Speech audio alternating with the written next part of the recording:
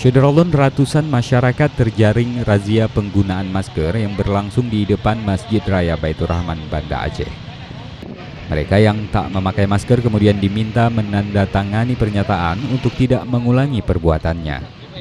Menurut petugas yang tergabung dalam tim siaga COVID-19 Kota Banda Aceh, pelanggar yang terjaring kali ini didata dan mendapat peringatan keras. Namun Syederolun, jika kemudian ditemukan pelanggaran yang sama, maka yang bersangkutan akan diambil tindakan berupa penyitaan KTP. Semua yang tidak pakai masker kita haruskan mengisi belangko pernyataan bahwa ke depan dia akan memakai masker.